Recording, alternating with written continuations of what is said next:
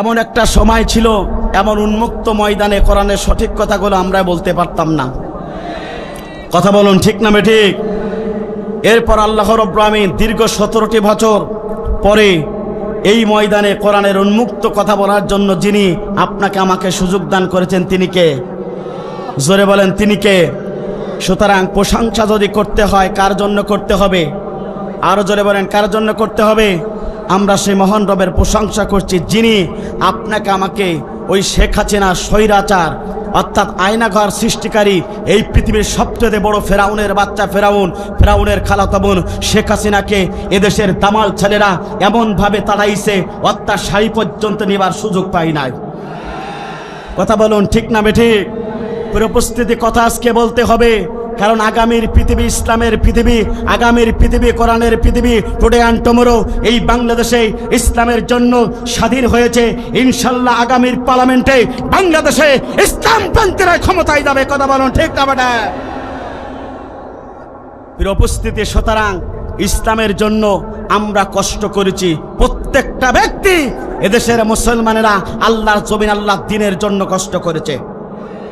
কথা বলুন ঠিক না বেঠিক?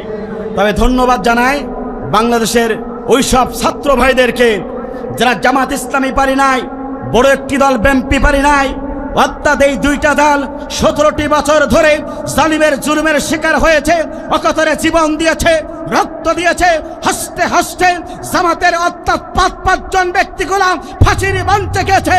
1 ইঞ্চির জন্য মাথা তুলে নাই জালিম স্বৈরাচার হিটলারের বাচ্চা হাসিনার কাছে। কথা বলুন ঠিক না বেটা? সুতরাং সেই ছাত্র আন্দোলনের কাছে তারা পরাজিত হয়েছে। আমি বিশ্বাস করি এটা সবচেয়ে আল্লাহর পক্ষ থেকে বড় সাহায্য ছিল। সাহায্য আসে কার পক্ষ থেকে? আমাদের কাছে বলতো অনেক ইসলামী আন্দোলনের কর্মীরা চোখের পানি ছেড়ে দিয়ে আমাদেরকে ফোন করে বলতো, সাহায্যকে আল্লাহর আসবে না, মাতা নাসরুল্লাহ আল্লাহর সাহায্যকে আসবে না। আমরা তাদেরকে কিছুই বলতে পারতাম না, একটুই কথা বলতাম, মাতা নাসরুল্লাহ, আল্লাহ আমাদের রব, রাসূল আমাদের নেতা, আমরা মানি আল্লাহর কোরআন, ইনশাআল্লাহ আল্লাহর সাহায্য আসবে। সেই সাহায্য আসলো 2024 সালে। কথা বলুন ঠিক না বেটা? সুতরাং প্রিয় উপস্থিতি, তবে স্পেশালিস্ট ধন্যবাদ জানাই অর্থাৎ রংপুরে কৃতি সন্তান শহীদ আবু সাইদের জন্য। কথা বলুন ঠিক না বেঠিক? 10 হাত দূরে থেকে যে যুবকটা, অর্থাৎ বাংলাদেশে একটি সংগঠন আছে যে সংগঠনের নাম ইসলামী ছাত্র শিবির। এই ছাত্র শিবিরের ভাইরা তারা দেখিয়ে দিয়েছে, অর্থাৎ ছাত্র শিবিরের একজন সাথী ছিল ওই শহীদ আবু সাইদ। তিনি দীপ্ত কণ্ঠে দেখিয়ে দিয়েছে বাংলাদেশের প্রত্যেকটা যুবকেরা মাথা নত করতে পারে। ইসলামী ছাত্র শিবির কোন বাতিলের কাছে মাথা নত করে না, বুকের তাজা রক্ত দিতে পারে। কথা বলুন ঠিক না বেঠিক? প্রিয় উপস্থিতি, আপনাদেরকে বলতে চাই, কথা আজকে বলতে হবে, স্বাধীন দেশে স্বাধীনভাবে কোরআনের তাফসীর চলবে। কথা বলুন ঠিক না বেঠে? উপস্থিতি, বড় বড় কথা বলতো স্টেজে, আলেমদেরকে পাকড়াও করতো। আজকে আল্লামা সাইদ একটা কথা বলেছিল, এমন একদিন আসবে যে ইঁদুরের গর্ত পর্যন্ত খুঁজে খুঁজে পাওয়া যাবে না। কথা বলুন ঠিক না বেঠি? আল্লাহ পাক ভালোই জানে ইঁদুরের গর্তর সেই কত নিম্ন স্তরে তারা এখন বসবাস করে। কথা বলুন ঠিক না বেঠি? আর আল্লামা সাইদি হচ্ছে বাংলাদেশের সবচেয়ে বড় ওলি। কারণ হলো তিনি তাফসীর জগতে তাফসীর যে কথাগুলো বলেছেন 2024 সালে সেই কথাগুলো সত্য হয়েছে। তিনি বলেছিল, এত নাড়াচড়া করে না, বাংলাদেশের মুসলমান যদি একটা গাছ ধরে নাড়া দেয় মামুর বাড়ি দিল্লি গিয়েই পড়বা। কথা বলুন ঠিক না বেঠি? তো এমন এক জায়গায় পড়েছে, এত দেশ থাকার পরেও আল্লামা সাইদি হচ্ছে সবচেয়ে বড় ওলি। কারণ তিনি যে কথা বলেছিল তার কথা সত্য হয়েছে, আর তার কথা হচ্ছে কোরআনের সত্য কথা। কথা বলুন ঠিক না বেঠে? এর উপস্থিতি, এই জন্যে আপনাদেরকে লক্ষ্য করে বলতে চাই, আল্লাহর কোরআনের পক্ষে আমাদেরকে থাকতে হবে। এখন কি বিশৃঙ্খলা যাবে? বিশৃঙ্খলা করা যাবে না, কারণ আগামীর পার্লামেন্ট হবে কোরআনের পার্লামেন্ট। আগামীর পার্লামেন্ট হবে ইসলামের পার্লামেন্ট। আগামীর পার্লামেন্ট হবে টুপিওয়ালাদের পার্লামেন্ট। আমি বলেছিলাম এই দীপ্তকণ্ঠে ওই মঞ্চে বলেছিলাম, আগামীর পৃথিবী হবে ইসলামের পৃথিবী, আগামীর পৃথিবী হবে কোরআনের পৃথিবী। আর আজকে বলে যাচ্ছি, বাংলাদেশের পার্লামেন্টে ইসলামপন্থীরা ক্ষমতায় যাবে।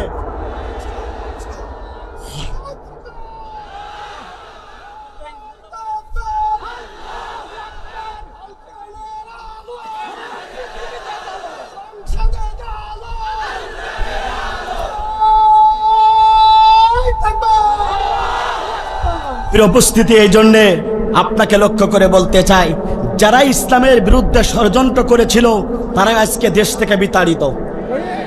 কথা বলুন ঠিক না বেঠিক?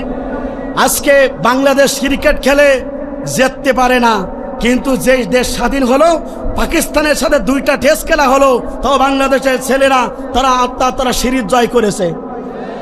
কথা বলুন ঠিক না বেঠিক? তো এখানেই বলতে চাই, আমরা জানি ক্রিকেট খেলে কেউ হাফ সেঞ্চুরি করে আর সেঞ্চুরি করে, ডাবল সেঞ্চুরি করে। তো শেখ হাসিনা 17 বছর ধরে আয়না ঘর বানিয়ে 17 বছর ধরে জুলুম করে, নির্যাতন করে এই ইসলামী আন্দোলনের কর্মীদেরকে, অর্থাৎ শহীদ মতিউর রহমান নিজামী, আলী হাসান মুজাহিদ সহ যেসব মানুষগুলোকে নির্মমভাবে হত্যার প্ল্যান করেছিল। আজকে 2024 সালে বাংলাদেশের মানুষেরা দেখিয়ে দিয়েছে শেখ হাসিনা নামে অর্থাৎ হত্যা মামলায় সেঞ্চুরি করেছে শেখ হাসিনা। কথা বলুন ঠিক না? সুতরাং 100 না ডাবল সেঞ্চুরি হবে, তো ওয়েট করো। কথা বলুন ঠিক না বেঠিক? এদেশের জনগণ, এদেশের মানুষের, এদেশের যুবকেরা তারা রক্ত দিয়েছে, কিন্তু বাতিলের কাছে মাথা নত করি নাই। আর ওই সে হারুন মামা এখন আর খুঁজে খুঁজে পাওয়া যায় না। কথা বলুন ঠিক না বেঠিক? আল্লামা সাঈদীকে যিনি লিখিতভাবে ফাঁসির কাস্টে ঝোলাতে চেয়েছিল, সেই কালামানিক বিচারপতি দেখেন সালমান এই প্রমাণ, অর্থাৎ দাড়ি কামিয়ে যে নৌকায় ডুবে গেছে সেই নৌকা নিয়ে পালানোর জন্য চেষ্টা করেছিল, সেই নৌকায় ডুবে ধরা খেল। আর কালামানিক যে দাড়ির বিরুদ্ধে কথা বলতো, দাড়ি শুদ্ধ করতে পারত না, সেই দাড়ি নিয়ে সিলেট দিয়ে পালানোর জন্য চেষ্টা করলো। এদেশের ছেলেরা এমন কাজ করেছে, অর্থাৎ পুরুষাঙ্গ পর্যন্ত নষ্ট করে দেওয়ার জন্য চেষ্টা করেছিল। ইন্না বাদশা রব্বিকা লাশাদীদ, আল্লাহ পাক যেদিন ধরবে দুনিয়ার কেউ সেদিনকে রাখতে পারবে না। সুতরাং আমাদের সরকার, অন্তর্বর্তী সরকারের প্রধান ডক্টর ইউনূসের কাছে আহ্বান হলো, শেখ হাসিনাকে মামুর বাড়ি রাখলে হবে না, তাকে বাংলার জমিনে নিয়ে আসতে হবে। আর বাংলাদেশে এসে শেখ হাসিনাকে ঢাকার বাইতুল মুকাররমে প্রকাশ্যভাবে লক্ষ লক্ষ মিডিয়ার মাধ্যমে তাকে ফাঁসির আসামি করে ফাঁসি দিতে হবে। এটাই লক্ষ্য করতে হবে। 90 ফ্রাউনের বাচ্চাদেরকে ইতিহাস প্রমাণ রাখবে। কথা বলুন ঠিক না বেঠে? সুতরাং হাসিনার ফাঁসি চান কারা কারা? আল্লাহকে দেখে দেন তারা।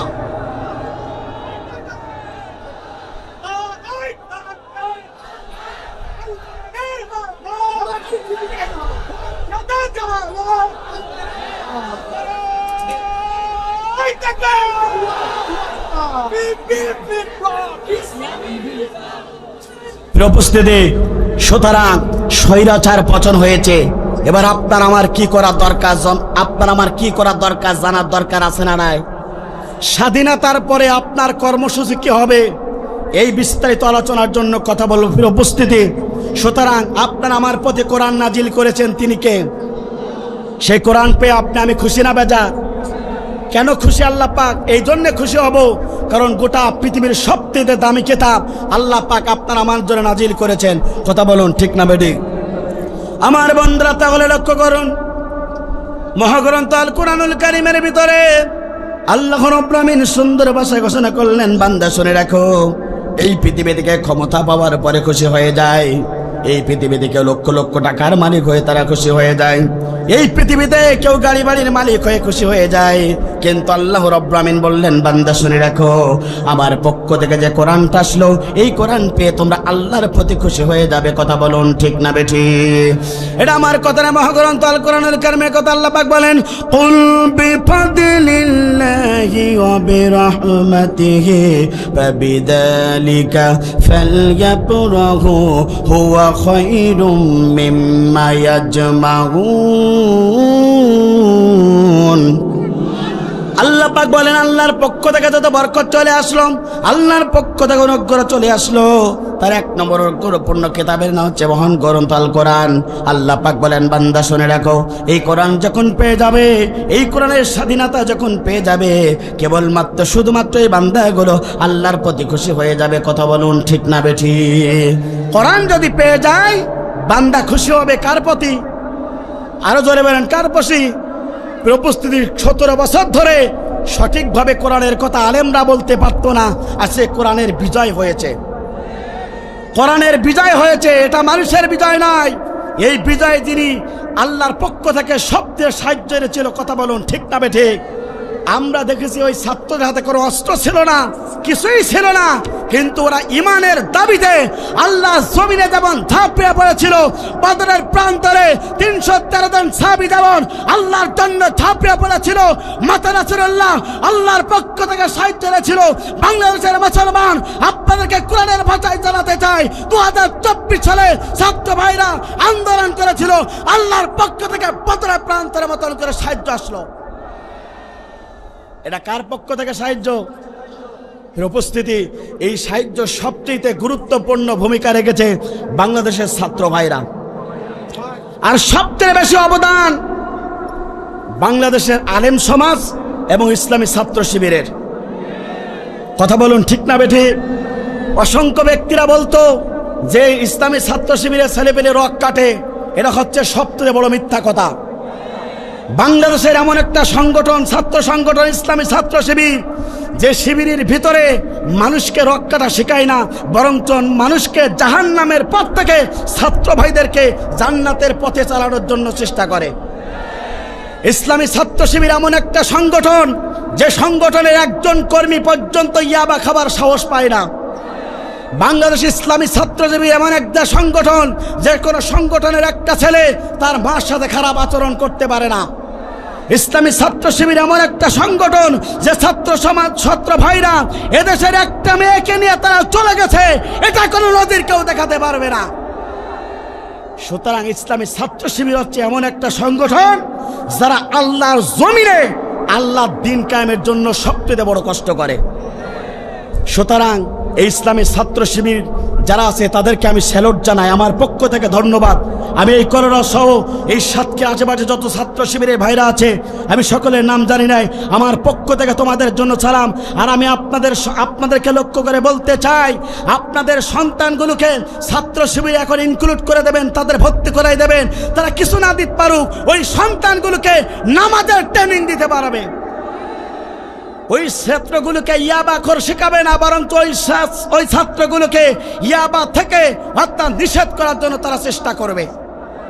এই জন্য আমি আপনার সন্তানগুলোকে ছাত্র শিবিরে যোগদান করার দরকার আছে না নাই? ইনশাল্লাহ যাদের ছাত্র আছে, সন্তানকে যদি সঠিকভাবে গড়তে চান, আপনি আপনার ছাত্রকে, আপনি আপনার সন্তানকে বাংলাদেশ ইসলামী ছাত্র শিবিরকে এখনই ইনক্লুড করে তাদেরকে ডেকে এনে প্রকাশ্যভাবে ফুলের মালা দিয়ে তাদেরকে সাথে তুলে দেন। আর বলে দাও, বাবা আমার সন্তান ইসলামী ছাত্র শিবিরে দিলাম, আমার সন্তান যেন মৃত্যুর পরে আমার জানাজা পড়াতে পারে। কথা বলুন ঠিক না বেঠিক? উপস্থিতি সুতরাং বলতে চাই, আল্লাহর পক্ষ থেকে কোরআন পেয়ে আমি খুশি না বেজার? জোরে বলেন খুশি না বেজার? প্রিয় উপস্থিতি, আপনাদের টেনশন করা লাগবে না। এখান থেকে 45 মিনিট আগে মুফতি আমির হামজা দেয়ারা চলে যাচ্ছেন, উনি কিছুক্ষণের মধ্যে আপনাদের মাঝে হাজির হয়ে যাবে। সুতরাং ইনশাল্লাহ আপনাদেরকে বলতে চাই, আমি বলেছিলাম গত বছর এই বছরে 25শে জানুয়ারি আমির হামজার এখানে ওয়াজ করার কথা ছিল, কিন্তু জালিম স্বৈরাচারের আর প্রশাসনের ষড়যন্ত্রের কারণে আমির হামজা তাফসির করতে পারি নাই। সেই 2024 সালে আমির হামজা আবারও কোরআনের তাফসির মাহফিল হচ্ছে উন্মুক্ত ময়দানে। খুশি না বেজার? জোরে বলেন খুশি না বেজার? যেহেতু ডেট আমি নিয়েছি, আর সকলে আমার সাথে যোগাযোগ করে, ভাই আপনার সাথে যোগাযোগ করলে আমির হামজার পাওয়া যাবে। এতটা সিরিয়াল তার 2028 সাল পর্যন্ত সিরিয়াল কমপ্লিট হয়ে গেছে। উপস্থিত, তারপরেও আমার ব্যক্তিগত উদ্যোগে এই দেয়াড়ার মাঠে আমার সেনের ইমন অর্থাৎ ইমনের জন্য অর্থাৎ তাদের জন্য আমি ডেটটি দিয়েছিলাম। এই জন্য করোনাবাসী দেয়াড়াবাসী খুশি না বেজার? জোরে বলেন খুশি না বেজার? আপনাদেরকে আবারও লক্ষ্য করে বলতে চাই, ইনশাল্লাহ আমি গত মাসে মালয়েশিয়া গিয়েছিলাম, একটি ইসলামিক কনফারেন্সে, সেখানে আজহারি ভাইয়ের সাথে আমরা একসাথে অর্থাৎ বৈঠক করেছি। এই মাসে ইনশাল্লাহ মিজানুর রহমান আজহারি বাংলাদেশে পা রাখবেন, বাংলাদেশে আসবেন এবং কোরআনের কথা বলবেন। আপনাদেরকে লক্ষ্য করে বলতে চাই, এই মাঠে আগামী বছর ডক্টর মিজানুর রহমান আজহারি কোরআনের তাফসীর করবে ইনশাল্লাহ। এজন্য খুশি না বেজার? কারা কারা খুশি? দুই হাত তুলে আল্লাহকে দেখান। লিল্লাহে তাকবীর, লিল্লাহে তাকবীর। হাত নামান। তাহলে আমরা খুশি কার প্রতি? জোরে বলেন, কার প্রতি? উপস্থিতি। সুতরাং বিজয় হওয়ার পরে 1 নম্বর দায়িত্ব এবং কর্তব্য আমার হলো আল্লাহর জমিনে আল্লাহর দিন প্রতিষ্ঠার জন্য কাজ করা লাগবে। কথা বলুন, ঠিক না বেঠিক? এই কথা আমার না আল্লাহ? আমার বন্ধুরা, তাহলে লক্ষ্য করুন, আপনার আমার লক্ষ্য হচ্ছে এখন বর্তমানে 1 নম্বর লক্ষ্য নিয়ে আপনাকে আমাকে এই সমাজে চলতে হবে। 1 নম্বর লক্ষ্য হলো এই সমাজে আল্লাহর জমিনে আল্লাহর দিন প্রতিষ্ঠার জন্য আপনাকে আমাকে কাজ করা লাগবে। কথা বলুন, ঠিক না বেঠিক? এই কাজ করেছিল নূহ আলাইহিস সালাতু ওয়াস সালাম, এই কাজ করেছিল মুসলিম জাতির পিতা ইব্রাহিম আলাইহিস সালাতু ওয়াস সালাম, এই কাজ করেছিল আমার বন্ধুরা লক্ষ্য করেন মুসা আলাইহিস সালাতু ওয়াস সালাম। যুগে যুগে যত নবী এবং রাসূলের ছিল, সমস্ত নবী এবং রাসূলগণ তারা আল্লাহর জমিনে কালেমা প্রতিষ্ঠার জন্য, ইসলাম প্রতিষ্ঠার জন্য, আল্লাহর দিন প্রতিষ্ঠার জন্য তারা কাজ করেছিল। বিশ্বনবী বিনা রক্তপাতে মক্কাবাসী যখন মক্কা জয় হয়ে গেল, 10টি বছর ধরে কোরআনের দাওয়াতে কাজ করার পরে ইসলাম প্রতিষ্ঠা হয়ে গেল। আর 2024 সালে বাংলাদেশ নতুন করে স্বাধীনতা অর্জন করলো। আমরা চাই আগামীতে যতদিন পর্যন্ত বাংলাদেশ থাকবে এই কোরআন দিয়ে বাংলাদেশ চলবে। কথা বলুন, ঠিক না বেঠিক? প্রত্যেকটা নবী এবং রাসূলগণ এই দায়িত্ব নিয়ে এই পৃথিবীতে এসেছিলেন। আল্লাহ রাব্বুল আমিন কোরআনুল কারীমের ভিতরে জন্য ঘোষণা করলেন, বান্দা শুনে রাখো, তোমার এখন দায়িত্ব হলো আল্লাহর জমিনে আল্লাহর দিন প্রতিষ্ঠা করা। কথা বলুন, ঠিক না বেঠিক? আল্লাহ পাক বলেন, হুয়াল্লাযী আরসালা রাসূলা বিল হুদা ওয়া দীনিল হক লিইজহিরাহু আলাদ দীনি কুল্লিহি ওয়া লাহু কারিহাল মুশরিকুন। আল্লাহ পাক বলেন, তিনি তো সেই সত্তা যিনি তার সত্য সহকারে রসুলকে এই পৃথিবীতে কোরআন সহকারে প্রেরণ করলেন। এ নবী সমাজে তুমি কোরআনের দাওয়াত দেবে, ইসলামের দাওয়াত দেবে, আল্লাহর জমিনে আল্লাহর দিন কায়েমের কথা বলবে, আল্লাহর জমিনে আল্লাহর দিন প্রতিষ্ঠার জন্য আন্দোলন করবে, আল্লাহর জমিনে আল্লাহর একামতের দিনের কাজ করবে। একামতের দিনের কাজ করতে গিয়ে দেখবে সমাজের কিছু মুশরিকরা আছে, ও নবী তোমার প্রতি অসন্তুষ্ট হবে, তারপরেও তুমি তাদেরকে ভরক্ষেপ না করে অবশ্যই আল্লাহর জমিনে আল্লাহর দিনের কাজ তোমাকে করতে হবে। কথা বলুন, ঠিক না বেঠিক? রাসূলকে এই দায়িত্ব দিয়ে এই পৃথিবীতে প্রেরণ করেছিলেন আল্লাহ। রাসূল নাই, আজকে আল উলামা ওয়ারাসাতুল আম্বিয়া, নবীদের উত্তরসূরি হচ্ছে বাংলাদেশের হক্কানি আলেমগণ। সেই হক্কানি আলেমগণ এখন থেকে আল্লাহর জমিনে সঠিক দিন বিদায় করার জন্য কথা বলবে। কথা বলুন, ঠিক না বেঠিক?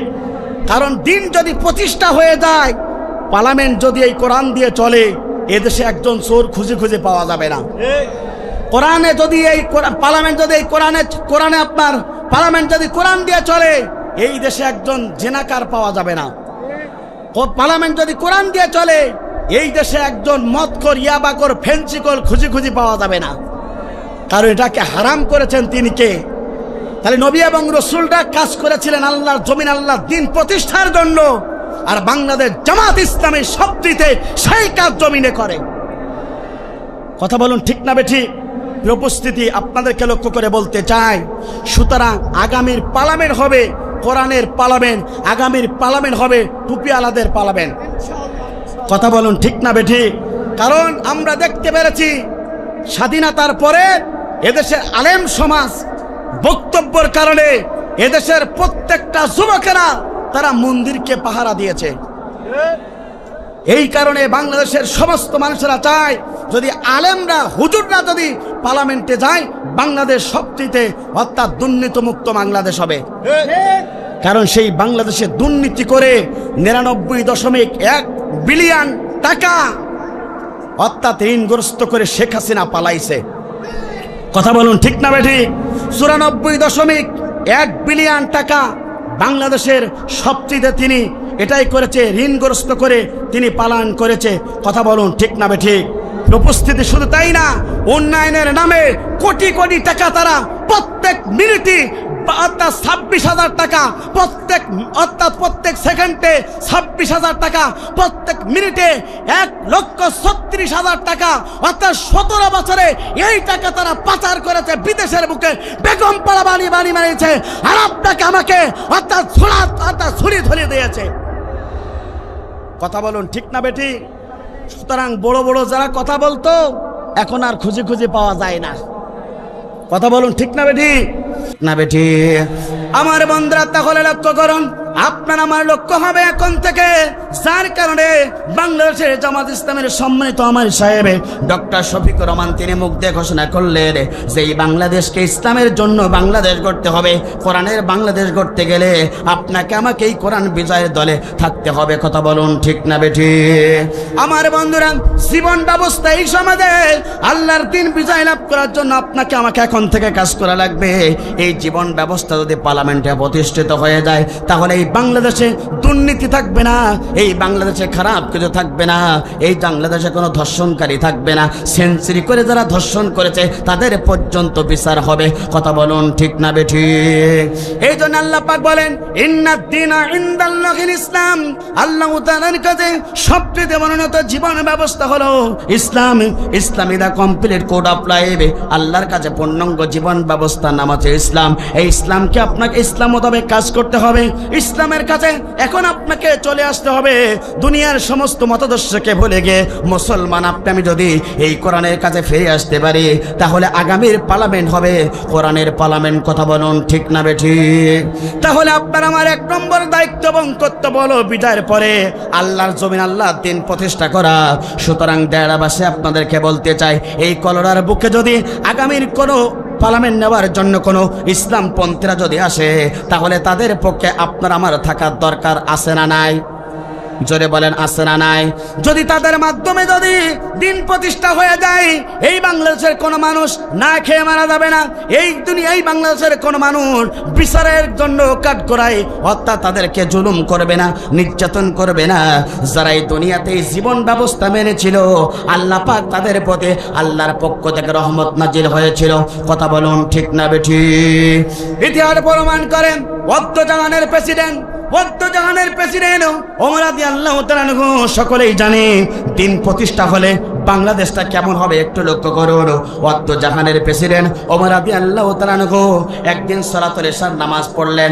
নামাজ আদায় করার পরে যাই নামাজে বসে তিনি চিন্তা করলেন, আমি তো জাহানের প্রেসিডেন্ট, আমি ওমর যদি এখনই যদি যায় নামাজ থেকে খেয়ে যদি ঘুমাই যায় আর আমার দেশের কোনো মানুষ যদি না খেয়ে মেরে যায় আর এই না খাওয়া মানুষ যদি মারা যায় আর ওই ব্যক্তি যদি আল্লাহর আদালতে আমি প্রধানমন্ত্রী, আমি সবচেয়ে এই দেশের প্রধান, আল্লাহর আদালত যদি ওমরের বিরুদ্ধে যদি মামলা দায় করে আমি ওমর জাহান্নাম ছাড়া জান্নাত পাবো না। কথা বলুন ঠিক না বেঠি? জাহানের প্রেসিডেন্ট ওমর রাদিয়াল্লাহু তাআলা আনহুর মনের ভিতরে ভয় ঢুকে গেল। তিনি জায়নামাজে নামাজ সমাপ্ত করে এবার রাতের গভীরে তিনি বেরিয়ে গেলেন অর্থাৎ দেশের ভিতরে ঘুরতে ঘুরতে তিনি দেখলেন একটি পরিবারের কাছে, বড় একটি পরিবার নয় ছোট একটি পরিবার, দেখলেন সেই বাড়িতে রাতের গভীর আলো জ্বলে। তিনি চলে গেলেন ওই ঘরের পাশে। যাবার পরে তিনি দেখলেন ওই ঘরের ভিতরে 2টা মা এবং বোন অর্থাৎ 2টা মা এবং মেয়ে তারা দুজনেই বসে তারা একটু কথা বলছে। ঘরের পাশে দাঁড়িয়ে ওমর তিনি সেই কথাগুলো শুনলেন।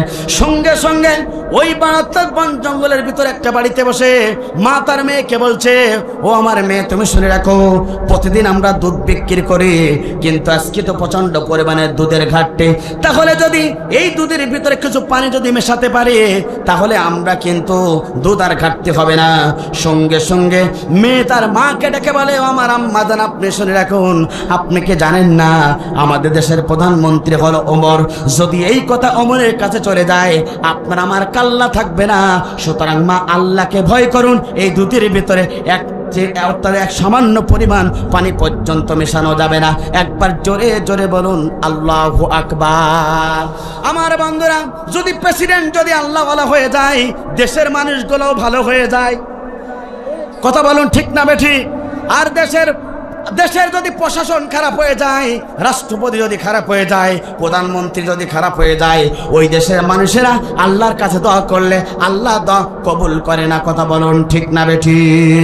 ওমর সব কিছু শোনার পরে বাড়িতে চলে গেলেন। সকাল হয়ে গেল, তিনি তার প্রশাসন বাহিনীকে পাঠিয়ে দিলেন ওই বাড়িতে মা এবং মেয়েকে ডাকার জন্য ডাকলেন। ডাকার পরে সঙ্গে সঙ্গে মেয়েকে ডেকে বলে, ওমর তো অদ্দজাহানের প্রেসিডেন্ট ওমর, কিন্তু সেই সময় তো ওমর তোমাদের কাছে ছিল না, কিন্তু তোমরা কি জন্য ওমরকে ভয় করেছিল? সঙ্গে সঙ্গে ওই মেয়েটা বলে, অদ্দজাহানের প্রেসিডেন্ট আপনি ওমর শুনে রাখো, ইন্নী আখাফু, আমাদের হৃদয়ে আছে আল্লাহর ভয়। যদি ওমর না দেখেও কিন্তু ওমরের আল্লাহ আমাদেরকে দেখতেছেন। এই পানির এই দুধের ভিতরে যদি সামান্যতম একটু পানি দিয়ে যদি দুধটা মিশিয়ে যে কিছু দুধ হবে, কিন্তু আল্লাহর কাছে আমরা 2 নম্বর অর্থাৎ মুসলমান হব। সুতরাং 2 নম্বর মুসলমান আল্লাহর জান্নাত পাবে না। এই জন্য আল্লাহর ভয় করে ওই দুধের ভিতরে আমি 1 সেকেন্ড এক সামান্য পরিমাণ আমি পানি মিশাই নাই। একবার জোরে জোরে বলুন আল্লাহু আকবার। মেয়ের এই বক্তব্য শুনে অদ্দজাহানের প্রেসিডেন্ট ওমর খুশি হয়ে গেল। সঙ্গে সঙ্গে ওমরের স্ত্রীকে ডেকে বলল, ও আমার স্ত্রী, তুমি শুনে রাখো, তোমার সন্তান আব্দুল্লাহকে বিবাহ দিতে চাও, শুনে রাখো আর কোনো মেয়েকে দেখা লাগবে না। এই মেয়েকে আমার সন্তানের জন্য বিবাহের জন্য আমি পুত্রবধূ করতে চাই। আমি বিশ্বাস করি এই মেয়ে যদি আমার পুত্রবধূ হয় আর এই মেয়ের মাধ্যমে দুনিয়াতে বড় ওলি আসতে পারে। একবার জোরে জোরে বলুন আল্লাহু আকবার। আমার বন্ধুরা, এই জন্য অদ্দজাহানের প্রেসিডেন্ট তিনি কোরআন মোতাবেক জীবন গড়েছিলেন। দেশটা ছিল কোরআন মোতাবেক, যার কারণে সেই দেশের মানুষেরা দুর্নীতি করতে সাহস পাইতো না। আগামীর পার্লামেন্ট যদি এই দুর্নীতি মুক্ত রাখতে চান, খোদা মুক্ত রাখতে চান, যদি কোরআনের পক্ষে যারাই থাকে, যারা এই সমাজে হকের পক্ষে থাকে, যারা এই সমাজে কোরআন মোতাবেক জীবন করতে চায়, এই ব্যক্তিগুলা যদি ওখানেই বসতে পারে, দুর্নীতি মুক্ত বাংলাদেশ হবে। কথা বলুন ঠিক না বেঠিক? আমার বন্ধুরা, অদ্দজাহানের প্রেসিডেন্ট তিনি আল্লাহ তার এই দুনিয়াতে কোরআন মোতাবেক জীবন গড়েছিলেন। আমি বিশ্বাস করি এই দিন যদি সমাজে বাস্তবায়ন হয়ে যায়, এই সমাজে শান্তি দেবেন তিনি কে? জোরে বলেন তিনি কে? সুতরাং আগামীর পার্লামেন্ট কোরআন দিয়ে হোক। কারা কারা চান দুহাত তুলে এবার আল্লাহকে দেখান। লিল্লাহে তাকবীর, লিল্লাহে তাকবীর, লিল্লাহে তাকবীর। আল কোরআনের আলো দুনিয়ার মুসলিম কোরআন হাদিস শিখানে, আলেম ওলামা শিখানে, ইসলামী আন্দোলন শিখানে। লিল্লাহে তাকবীর। হাত নামান। তাহলে যদি ইসলাম মোতাবেক দেশ গড়া যায়, দুর্নীতিমুক্ত বাংলাদেশ হবে। কথা বলুন ঠিক না বেঠিক? কোটি কোটি টাকা পড়ে থাকবে, একজন ব্যক্তি ওই টাকা নেওয়ার সাহস পর্যন্ত পাবে না। কথা বলুন ঠিক না বেঠিক? উপস্থিত আপনাদেরকে বলতে চাই, ইসলাম যদি বাংলাদেশে প্রতিষ্ঠিত হয়ে যায়, ওই পাশের থানা মুহাদ্দিস আবু সাইদকে আপনারা চেনেন, যিনি অসংখ্য গম পেয়েছিলেন। সমস্ত গম বিদেশেতে খরচ করার পরে 5 কেজি গম ছিল। ইসলামী আন্দোলনের কর্মী, জামাতের একজন রকম ছিলেন, কর্ম পরিষদের সদস্য ছিলেন। তিনি এই কাজ করেছিলেন, 5 কেজি গম নিয়ে তিনি পার্লামেন্টে জমা দিয়েছিলেন। সুতরাং ইতিহাস প্রমাণ করে বাংলাদেশের কোন এমপি 1 টাকা দুর্নীতি করতে পারে না। 2টা মন্ত্রণালয় চালাইছিলেন বাংলাদেশের জামাত ইসলামের 2জন মন্ত্রী, শহীদ আলী আসার মুজাহিদ আর শহীদ মতিউর রহমান নিজামী। তাদের দুর্নীতি দিয়ে, তার ক্যামেরা দিয়ে, সার্চলাইট দিয়ে খোঁজেছিল, 1 টাকার দুর্নীতি পাই নাই। সুতরাং ইসলামপন্থীরা যদি ক্ষমতায় চলে যায়, তাহলে তাদের দ্বারা দুর্নীতিকে হতে পারে। জোরে বলেন পারে? কিন্তু জালিম স্বৈরাচার যদি ক্ষমতার মাসনাদে বসে, তাহলে আপনার আমার টাকাগুলো মেরে মেরে বিদেশের বুকে বেগম পাড়া বানাতে বাড়ি বানাতে পারে। কথা বলুন ঠিক না বেঠিক? আলহামদুলিল্লাহ আমাদের মাঝে এসেছেন আমার শ্রদ্ধ স্যার, রোগদপুর ডিগ্রি কলেজের সম্মানিত অধ্যাপক, সবাই চেনেন, অধ্যাপক জাহাঙ্গীর স্যার। আলহামদুলিল্লাহ দোয়া করবেন, ওনার মা দুনিয়ার মাস্তে মৃত্যুবরণ করেছেন। আল্লাহ পাক আল্লাহর বান্দির কবরটাকে জান্নাতের টুকরা বানিয়ে দেখ, বলেন আল্লাহুম্মা আমিন। আল্লাহ পাক শারীরিকভাবে স্যার অসুস্থ, এবার ওনার পরিবার ওরা 2 জন এবার হজ করে এসেছেন। অর্থাৎ 8ই ডিসেম্বর রাতের বেলায় খেদাপাড়ার ওনার বাড়ির সামনে আমির হামজা রাতের বেলায় তাফসির মাহফিলে, অর্থাৎ কোরআনের তাফসির মাহফিলে আয়োজন করা হয়েছে। উনি করেছেন, কোরআনের কথা বলবে, আপনারা যাওয়ার জন্য চেষ্টা করবেন। উপস্থিতি, তাহলে আপনাকে এখন দায়িত্ব এবং সকলের কর্তব্য হলো আল্লাহর জমিন, আল্লাহর দ্বীন প্রতিষ্ঠার জন্য আন্দোলন করা। কথা বলুন ঠিক না বেঠিক? যত ইসলামী আন্দোলনের কর্মীরা আছে আপনাদেরকে লক্ষ্য করে বলতে চাই, যে যে ভালোবাসুক না কেন, আমরা বলতে চাই কোরআন ভালোবাসি, আমরা আগামীর পার্লামেন্ট কোরআন দিয়ে সাজাতে চাই। কথা বলুন ঠিক না বেঠিক? উপস্থিতি, এবার আপনাকে বলতে চাই, দ্বিতীয় নম্বর কাজ হলো আপনাকে আমাকে এই পৃথিবীতে প্রেরণ করেছেন যে আল্লাহ, সে আল্লাহ বলছেন কুনতুম খয়রা উম্মাতি উখরিজাতিন নাস, তোমরা হচ্ছে পৃথিবীর সবচেয়ে শ্রেষ্ঠ জাতি, তোমাদেরকে সৃষ্টি করা হয়েছে সৎ কাজের আদেশ, অসৎ কাজের নিষেধ। কথা বলুন ঠিক না বেঠিক? সুতরাং বাংলাদেশের ইসলামপন্থী মানুষেরা তারা সবচেয়ে এটাই বলে জমিনে যে নিজেরা সৎ কাজ আদেশ করব, অপর ব্যক্তিকে অসৎ কাজ করা থেকে বিরত রাখার জন্য চেষ্টা করব। কথা বলুন ঠিক না বেঠিক? আমার বন্ধুরা, তাহলে লক্ষ্য করুন, তাহলে 1 নম্বর পয়েন্ট হলো আপনার আমার দায়িত্ব এবং কর্তব্য হলো এই সমাজে ইসলাম প্রতিষ্ঠার জন্য, দিন প্রতিষ্ঠার জন্য আন্দোলন করা। দ্বিতীয় নম্বর কাজ হলো আপনি হলাম, আমি হলাম আল্লাহ সবচেয়ে শ্রেষ্ঠ জাতি, আপনাকে আমাকে শ্রেষ্ঠ জাতি হিসাবে আল্লাহ আপনাকে স্পেশাল ঘোষণা করেছেন। আর আপনার আমার দায়িত্ব হলো এই সমাজে সৎ কাজে আদেশ করা, অসৎ কাজে নিষেধ করা। কথা বলুন ঠিক না বেঠিক? শুধু যে নবী রাসূলরা এই কাজ করেছেন, আমার বন্ধুরা লক্ষ্য করুন, তাহলে